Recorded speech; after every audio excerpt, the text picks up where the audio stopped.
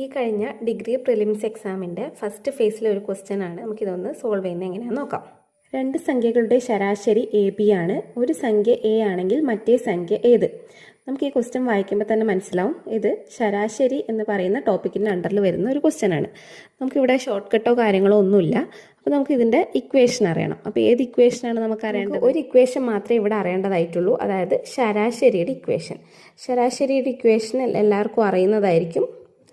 ശരാശരി എന്ന് പറയുന്നത് തുക ബൈ എൻ ആണ്. അപ്പോൾ ഏതിൻ്റെ തുകയാണ്? നമുക്ക് എത്ര സംഖ്യകൾ തന്നിട്ടുണ്ടോ അതിൻ്റെ മുഴുവൻ തുക ഡിവൈഡ് ബൈ എത്ര സംഖ്യകളുണ്ടോ ആ എണ്ണം, അതാണ് എന്ന് പറയുന്നത്. ശരാശരി ഈസ് ഈക്വൽ ടു തുക ബൈ എൻ ആണെങ്കിൽ നമുക്ക് തുക കണ്ടുപിടിക്കണമെങ്കിൽ രണ്ട് നമ്പർ അറിയണം. അപ്പോൾ നമുക്ക് ഒരു നമ്പർ എന്ന് പറയുന്നത് എ ആണ്. അപ്പോൾ നമ്മൾ അടുത്ത നമ്പർ എന്തായിട്ട് എടുക്കുക? എക്സ് ആയിട്ട് എടുക്കുക. ഇത് നമ്മൾ അസംഷനാണ്, നമ്മൾ എടുക്കുന്നതാണ്, കാരണം നമുക്ക് തന്നിട്ടില്ല. ഇതാണ് കണ്ടുപിടിക്കേണ്ട നമ്പർ. എൻ എത്രയാണെന്ന് അറിയാം. എൻ ഈസ് ഈക്വൽ ടു നമുക്ക് എന്താ 2, കാരണം രണ്ട് സംഖ്യകളുടെയാണ് നമ്മളോട് കണ്ടുപിടിക്കാൻ പറഞ്ഞിട്ടുള്ളത്. അപ്പോൾ എൻ ഈസ് ഈക്വൽ ടു 2 ആയിട്ട് എടുക്കാം. ഇനി നമുക്ക് ശരാശരി തന്നിട്ടുണ്ട്. ശരാശരി ഈസ് ഈക്വൽ ടു നമുക്ക് ക്വസ്റ്റ്യനിൽ തന്നെ തന്നതാണ്, എ ബിയും തന്നിട്ടുണ്ട്. അപ്പോൾ ശരാശരിയും നമുക്കറിയാം. ഇനി ഇതൊക്കെ നമുക്ക് ഇക്വേഷനിലേക്ക് കൊടുക്കാം. അപ്പോൾ A B is equal to എന്താ? തുക ഈസ് ഈക്വൽ ടു ഒന്ന് എയും ഒന്ന് എക്സും ആണ്. അപ്പോൾ എ പ്ലസ് എക്സ്, നമുക്ക് എൻ എന്താ?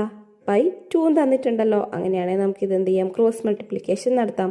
അപ്പോൾ 2ab is equal to A plus X എന്ന് കിട്ടും. അല്ലെങ്കിൽ നമുക്കൊന്ന് മനസ്സിലാവാൻ വേണ്ടിയിട്ട് A plus X is equal to 2ab, കാരണം ഇപ്പോൾ ഒന്നും നമ്മൾ മാറിയിട്ടില്ല. ഇനി നമുക്ക് ഇതിനകത്ത് നിന്ന് എന്താ കണ്ടുപിടിക്കേണ്ടത്? എക്സ് ആണ് നമുക്ക് കണ്ടുപിടിക്കേണ്ടത്. അപ്പോൾ എക്സ് കണ്ടുപിടിക്കണം. അപ്പോൾ എക്സ് ഈസ് ഈക്വൽ ടു നമുക്ക് എന്തായിരിക്കും? ഇതിവിടെ ഉണ്ട്. അപ്പോൾ നമ്മൾ എന്ത് ചെയ്യണം? എനെ അങ്ങോട്ട് കൊണ്ടുപോകണം. അപ്പോൾ 2ab മൈനസ് എ എന്നാണ് നമുക്ക് എന്ത് ചെയ്യുക? ആൻസർ കിട്ടുക.